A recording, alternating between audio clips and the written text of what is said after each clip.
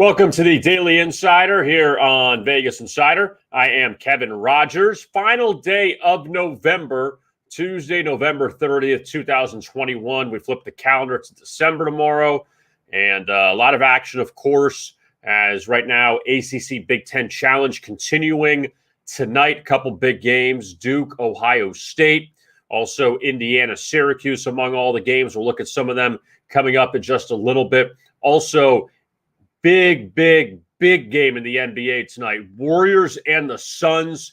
Phoenix has won 16 straight. Golden State has lost just twice this year. We'll talk about that matchup as well and review last night's thriller between Seattle and Washington. Thriller could be an overstatement, considering Washington ends up winning by 2. We'll talk about that in just a few minutes. Also, we'll hit on some of the coaching changes in college football. And Alex Smart, he will join us coming up in just a few moments, one of the top handicappers at Vegas Insider. But before we get to Alex, I want to tell you about BetMGM. I tell you about them all the time.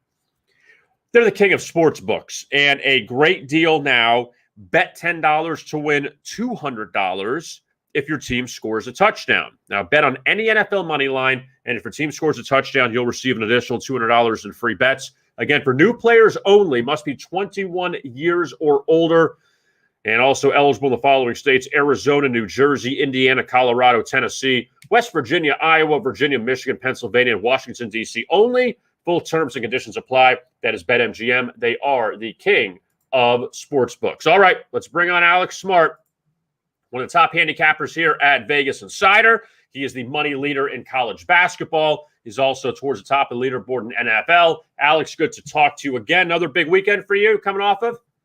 Yeah, it wasn't bad. It could have been better. I wish I really understood where the Rams were at, as a team, with all that talent. I guess Stafford's not the answer. Yeah, other than that, everything's great. Now, I want to look back at last night's game to wrap up Week 12 in the NFL, and just this was a game, Alex, you kind of figured would be like this, where Washington has played better of late. Seattle's been a disaster with Russell Wilson. Seahawks had a shot last night. They score the touchdown. They missed the 2. They get the onside kick, but the guy's offside. Washington ends up winning it 17-15. Just ugly all around, even though that the football team came out with the win. What were your thoughts on this game? Well, the weekend was ugly. If you watch some of the really bad calls from officials, and you watch some of the games, sometimes you wonder if you're not watching some lower tier college football. But last night, that was something special. That was like a Jason Bourne movie, back and forth with a lot of mistakes and a lot of, like I said, bad calls from the officials. And I guess a lot of people were looking at Seattle and just thinking this was a bounce back game for them. They had just gone too far downhill too quickly. And Russell Wilson's always proven to be one of those quarterbacks that comes back in situations like this, do or die. He almost did last night.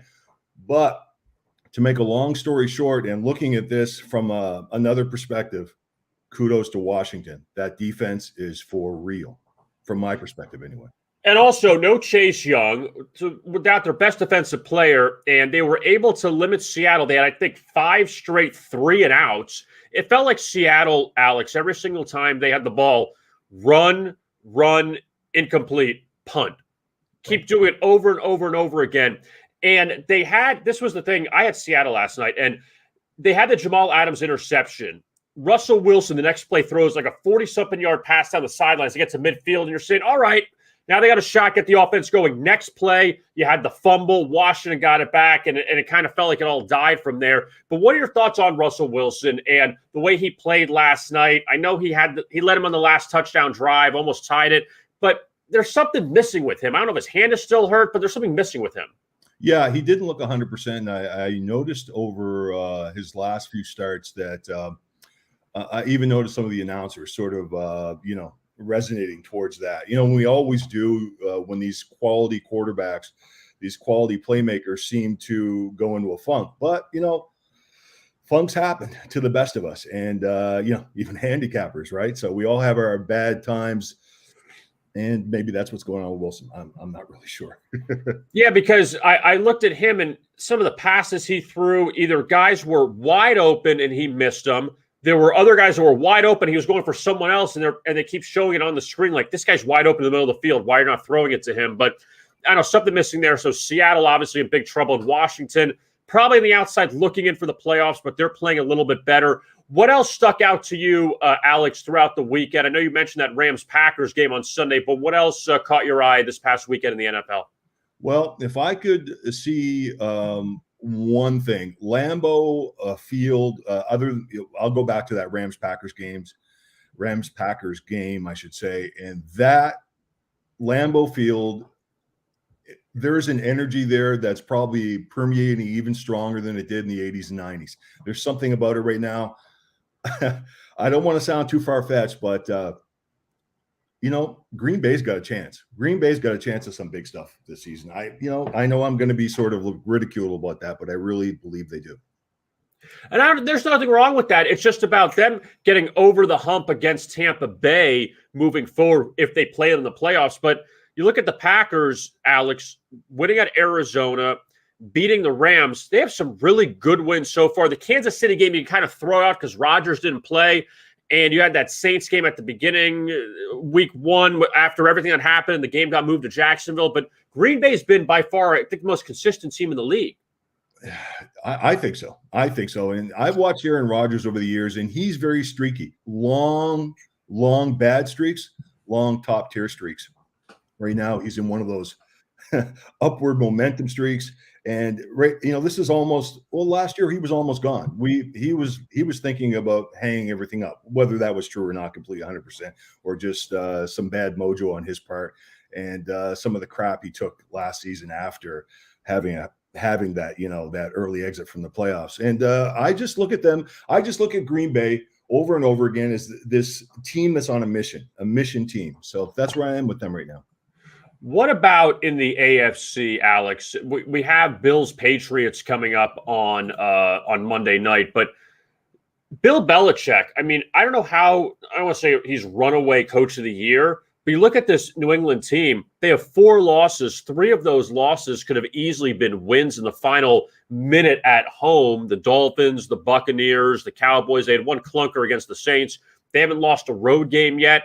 And they dominate Tennessee. And I get Derrick Henry's out and they're going a little backwards. But this New England team, I mean, what Belichick has done and Mac Jones has played well, it's amazing. No, that should have stood out to me. You're right. And it did stand out to me. And you're absolutely 100% correct. But, Belichick is a master chess player. I mean, he's, to me, the best coach in the NFL, no matter what.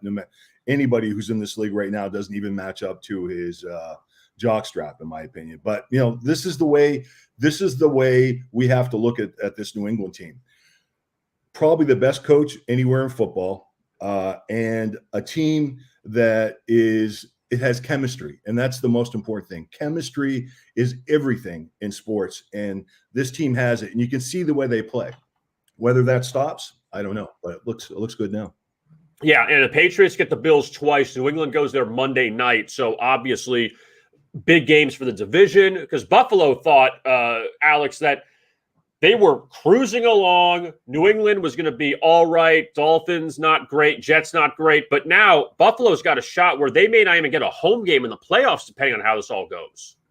That's right. And that's kind of surprising, too. And that should stand out. From a line perspective, that is where I'm wondering where the lines makers, where we have an edge, I should say, because I know the way the public looks at Buffalo, and I know the way the superstar line makers of this world look at Buffalo too. And there's going to be an interjection somewhere in the middle there, and I think we've got a number to play with on the next few Buffalo games. Yeah, Buffalo right now laying 2.5 at BetMGM, 3 at other places, so it's going to hang around there. And the Patriots, we'll see what they do as a road underdog. And Belichick's had a lot of success against the Bills. I get that was with Brady. So some of that you got to throw out. So now shifting over to the NBA, Alex. In this game tonight between the Warriors and the Suns, Phoenix was 1-3. NBA Finals hangover, losing Milwaukee. All right, maybe the Suns take a step back this year. They've won 16 straight. They go to Brooklyn, they dominate. I mean, what the Suns have done is amazing. You look on the opposite side with Golden State. Klay Thompson's still not playing. Steph Curry has just been amazing this year. They have 2 losses.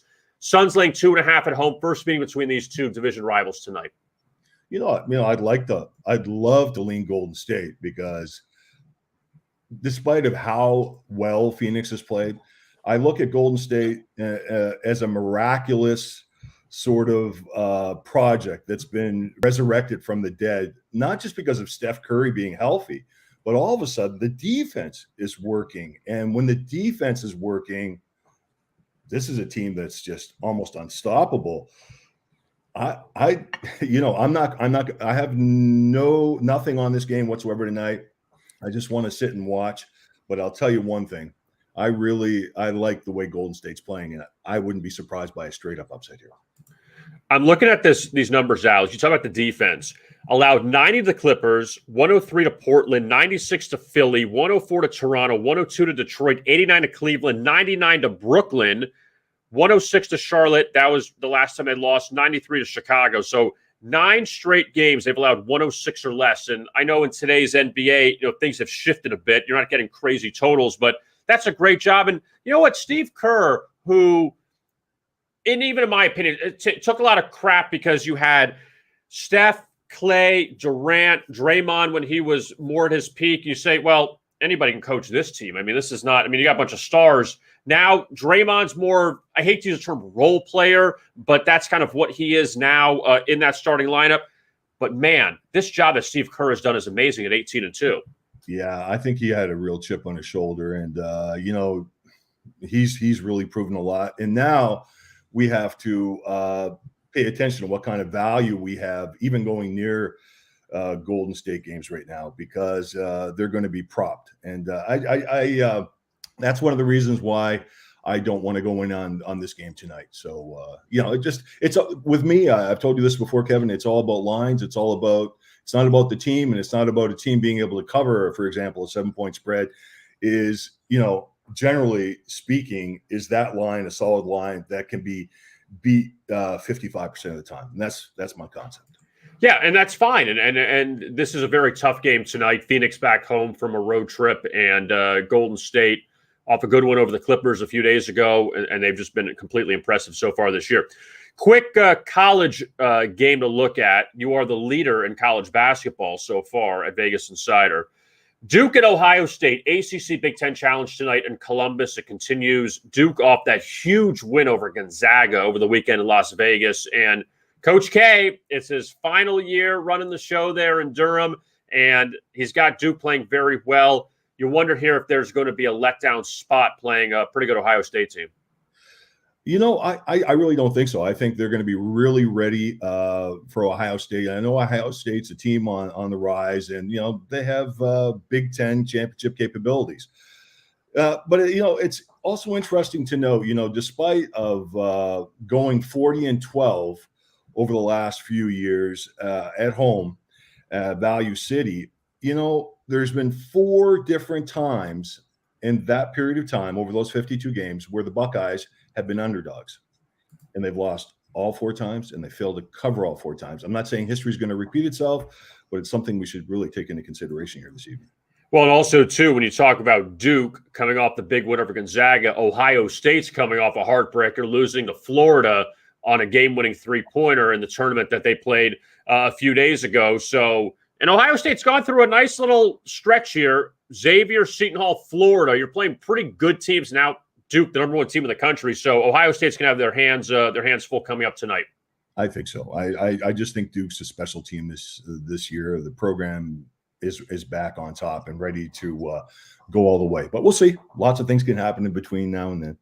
Absolutely. Alex Smart, you could find his picks on Vegas Insider, college basketball money leader. So far, he's had a great NFL season, NBA as well, college football. You can check them all out at Vegas Insider. Alex, thanks so much for the time, and we'll talk to you again soon. No, thank you. Appreciate it. Take care. All right, there is Alex Smart joining us, and number 1 in college basketball on the season. And We'll look at some of the other matchups coming up in just a moment. First, before we do that, I want to tell you, DraftKings got some really good things going on right now. And the championship series, who will be crowned the greatest of all time? The GOAT. Do you want to wear that crown like our friend here in the picture? DraftKings Championship Series is the ultimate competition of contest winners from daily fantasy sports, sportsbook, and casino.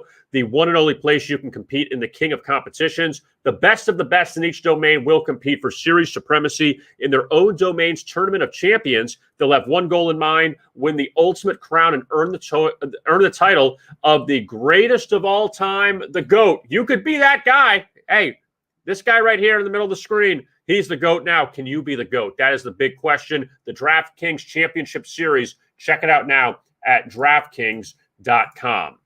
All right, so I want to go back for a second. I know Alex and I hit on it, but I want to talk more about this game last night between the football team in Seattle. All right, if you watch this game, a couple things. I had Seattle last night. I had them on the video. If you check it out on our YouTube channel, and Seattle went up 7-3. You're kind of thinking, all right, this is the time they're going to bust out of their funk. That they had not been playing well. Now they're below 500. They're 5 games below 500 for the first time since 2009. I saw that stat. And that was before, I believe it was right before Pete Carroll got there. Because Carroll got there and then Russell Wilson got there, and they've had this marriage in a sense. And that now I feel like it's kind of falling apart. But Seattle went up 7-3. Jamal Adams had the interception on the tip ball from Taylor Heineke that he threw down the field. Wilson hit a long pass down the sidelines. You thought, okay, now Seattle is going to get some momentum here and go down the field, go up maybe 10-3, 14-3, and they can have an opportunity to maybe put this game out of reach. Seattle fumbles one or two plays later. Washington gets it back. And then on that final drive, you had a holding call on a 3rd and 6 or 3rd and 7 on an incomplete pass. I thought it was a little weak, personally. It was one of those grabs, but not, contact. They called that a hold. Then there was a roughing the passer they called on Seattle. And it felt like Washington was just moving down the field, really doing nothing, that there was all these penalties in the Seahawks. Then finally, Washington cashed in before the half. They go up 9-7. The extra point gets blocked in return for 2 points, and Seattle ties it at 9. So, of course, it's 9-9 at the half. And then Washington, they end up taking the lead. They get the 2. And I remember when Steve Levy on the ESPN broadcast said, Washington has gone 12 straight 2-point conversions without converting. And I'm thinking to myself, they're definitely converting. This is the old reverse jinx. He's hit 25 straight free throws. He's going to miss one. This was a time I knew Washington was going to get it. So Washington goes up 8. Seattle had all these 3 and outs. Then that play at the end on the touchdown pass by Heineke that was reversed on the 4th down. It could have gone either way. I thought maybe it hit the ground. I didn't think it was definitive. I'm surprised they actually reversed that. Russell Wilson, the only good thing he did was Washington looked like they were playing prevent, and Seattle went right down the field, and he hit the wide open receiver to tie. I mean, not to tie the game, to get it within 2, and then they missed the 2. I don't know why Pete Carroll didn't have him run up the middle and get the 2-point conversion instead of having the pass. It's so tough in that tight area. So 17-15, Seattle loses. Washington's won 3 straight. I'll give them that. They've actually played very well recently, and they're probably not catching Dallas in the NFC East, but maybe they can hang in the wild card and get one of those spots. So want to look at some of the NBA for tonight, and told you about that Warriors-Suns game, 2.5, Phoenix laying to Golden State. First meeting between these two this season, and that game is on TNT tonight, the late game. Golden State's 18-2 and Phoenix is 17-3. The Suns right now, just looking back at them for a moment, and Phoenix, they're on this crazy 16-game winning streak. Now, number one, the last loss the Suns had came to Sacramento, of all teams. Harrison Barnes hit a game-winning three-pointer. And that game was in Phoenix. That was the last time the Suns have lost a game, and that came back on October 27th. So the Suns haven't lost a game in a month. Now, as far as from an ATS perspective, the Suns did cover the last 2 wins of their road trip. They went forward on the road trip, one at San Antonio, Cleveland, New York, and Brooklyn. They beat the Knicks and Nets, covered both those games. They didn't cover at Cleveland, didn't cover at San Antonio. They went on a 1-5 ATS stretch before the 2 covers the last 2 games. But when you look at what Phoenix has done, at least at home recently, they beat up Denver. They beat Dallas twice, didn't cover those games. Knocked off Portland, rallied past Atlanta, rallied past Houston, rallied past New Orleans. Actually, the Houston game, they were down by 5 at the half against Houston. But Phoenix had a little bit of, they had to make some runs in some of those games at home. And they had the Sacramento game they lost. They actually started 0-2 at home, which is so interesting for Phoenix. And right now they're 8-2. So 8 straight home wins, and Golden State 7-1 on the road. So you got a great game tonight. If you stay up late for that one between the Suns and the Warriors, I personally think a difficult game to handicap. I think it's one you sit back and watch. I don't think you necessarily need action on this game. I don't believe in that.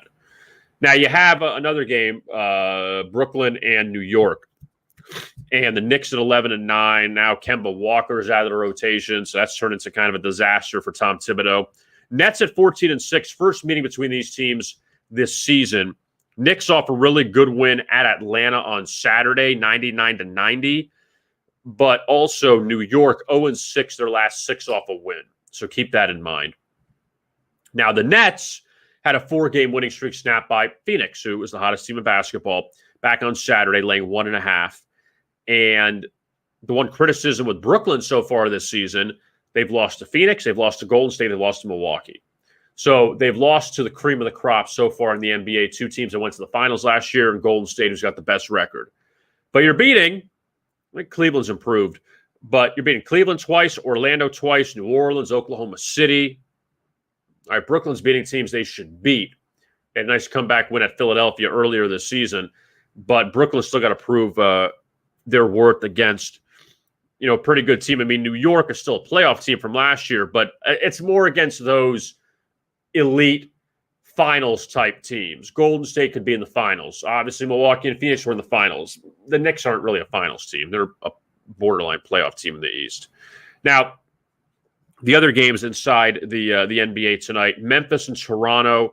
John Morant still out for the Grizzlies. Toronto just won at Memphis. They came back from 12 down at the half to beat the Grizzlies last week.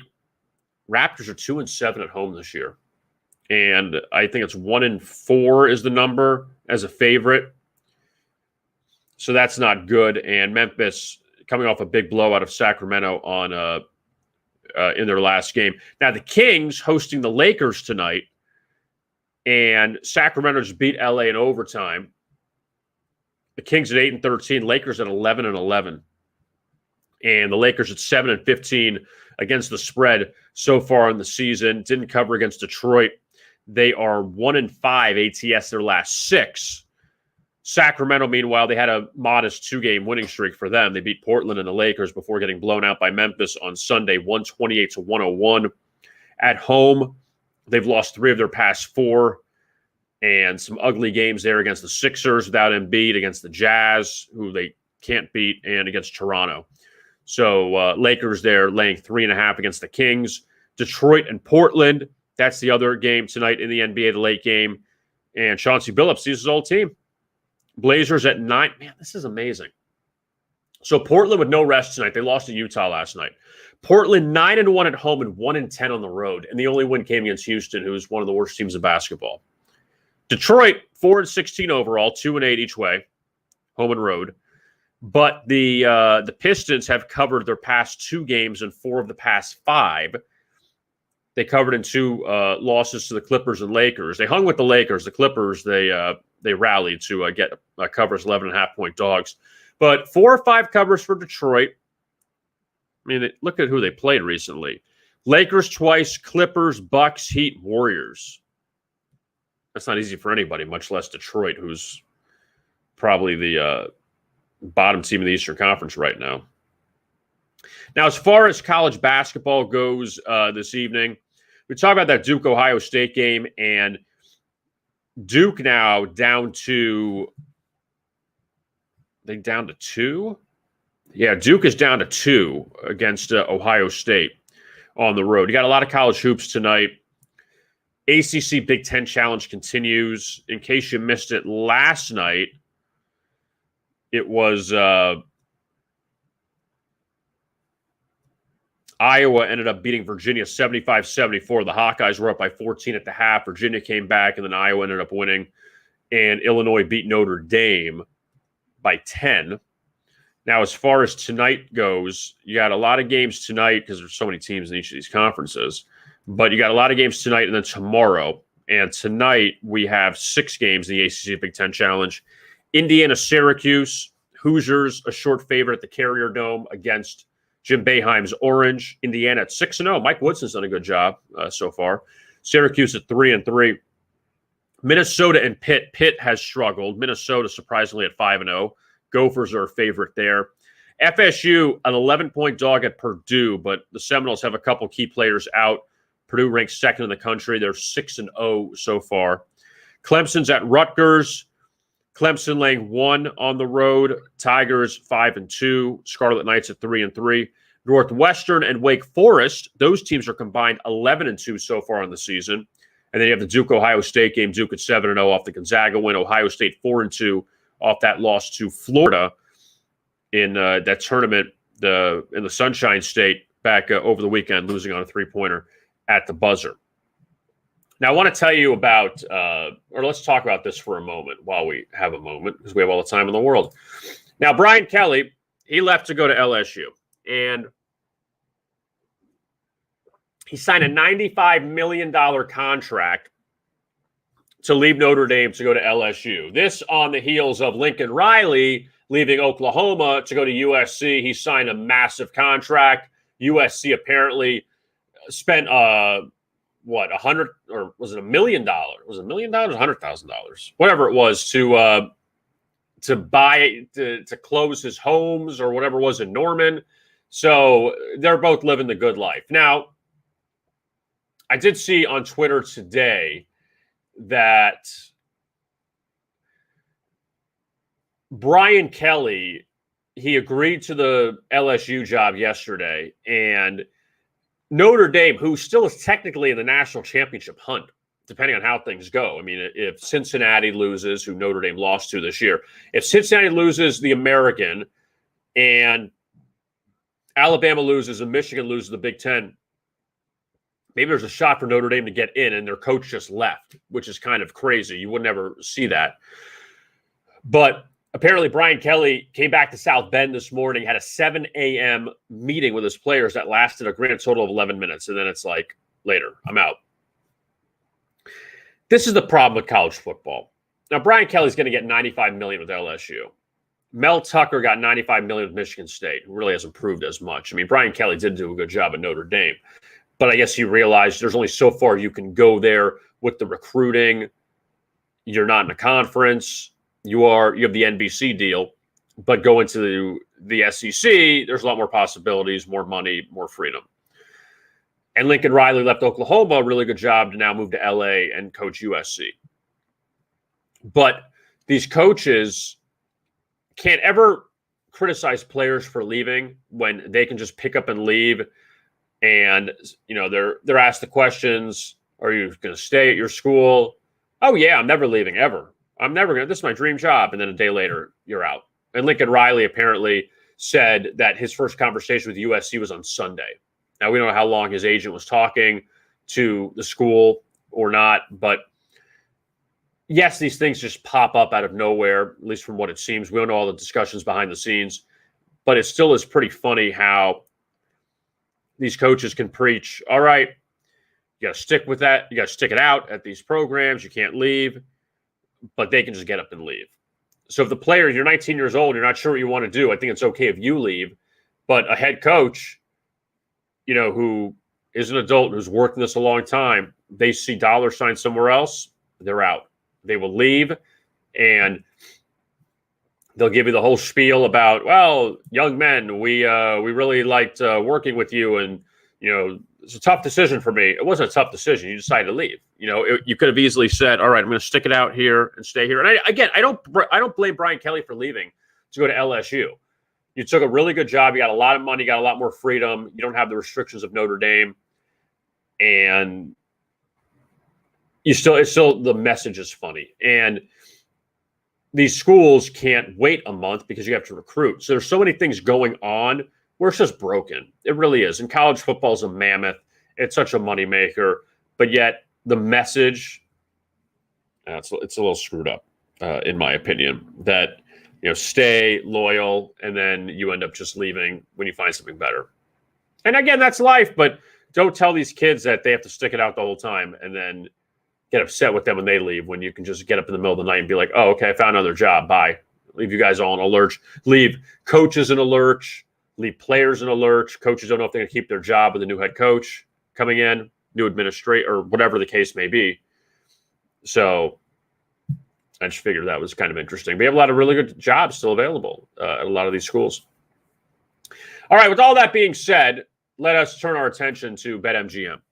They are the king of sports books, and bet $10 to win $200 if your team scores a touchdown. New players only, by the way.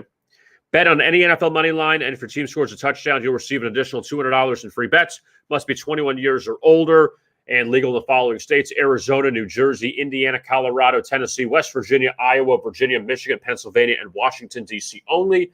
Full terms and conditions apply. That is BetMGM. They are the king of sports books. My thanks to Alex Smart for hopping on today's edition of the Daily Insider, and we'll be back with you again tomorrow at noon. And we flipped that old calendar to December, and we have championship games coming up this weekend. Friday, Conference USA and the Pac-12. Saturday, a whole mess of games, including Georgia and Alabama. So just a lot of action right now in the NFL going to Week 13. Cowboys-Saints is the Thursday night game. We'll see how healthy Dallas is. Mike McCarthy's not coaching, and have some COVID issues they're dealing with. And also on the flip side with the Saints, they have been struggling of late. They've lost 4 in a row, and Taysom Hill should get the start coming up on Thursday for Sean Payton. So we'll see how that all turns out for the New Orleans Saints, who were just embarrassed on Thursday Night Football last week against Buffalo. Now they're back in Thursday Night Football this week against the Dallas Cowboys. I am Kevin Rogers. Thanks a lot for tuning in to this edition of the Daily Insider. We'll be back with you coming up tomorrow at noon Eastern. And as always, best of luck with your bets.